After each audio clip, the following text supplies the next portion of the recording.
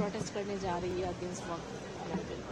जो all India Muslim personal law board ने वक्फ amendment bill के खिलाफ जो प्रोटेस्ट का प्रोग्राम बनाया है वो सही प्रोग्राम है और दिल्ली में भी प्रोटेस्ट हुआ था और ये अनकॉन्स्टिट्यूशनल बिल है।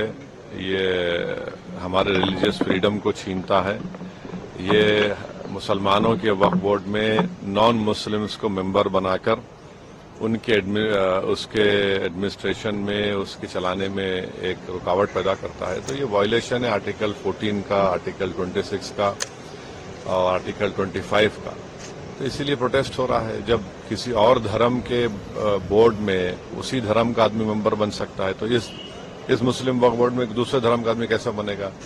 जब वहां पर लिमिटेशन एक्ट अप्लाई नहीं होता तो यहां पर लिमिटेशन एक्ट क्यों अप्लाई कर रहे हैं? ताकि जो लोग एंक्रोचर्स हैं उनको मालिक बनाना चाह रहे हैं और वक्फ यूजर को इस तरह से रख रहे हैं कि डिस्प्यूट है या गवर्नमेंट प्रॉपर्टी तो वक्फ यूजर नहीं होगा।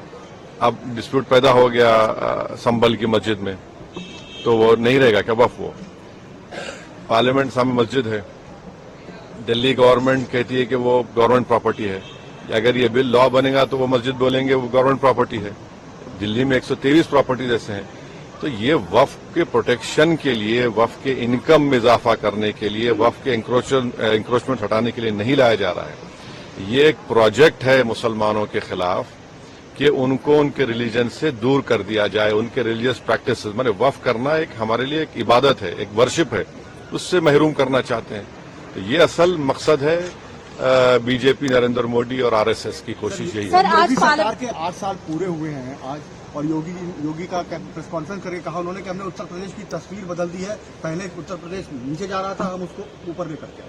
मैं सिर्फ इतना ही कहूंगा कि जो जफर अली साहब को अरेस्ट किया गया है मैं उसका कंडेम करता हूं। जो संभल की मस्जिद के जिम्मेदार हैं उनको और फिर आप एनकाउंटर करते हैं, बुलडोजर चला देते हैं।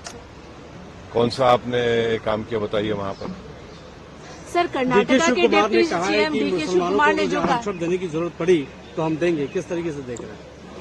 देखिए, एक बात बताइए, आप लोग बीजेपी से पूछिए, बिहार में मुसलमानों को वहां पर रिजर्वेशन नहीं मिल रहा है बैकवर्ड क्लास की बुनियाद पर। वहां खत्म करके दिखाइए। बिहार में नहीं मिल रहा है क्या बैकवर्ड क्लास कैटेगरी में?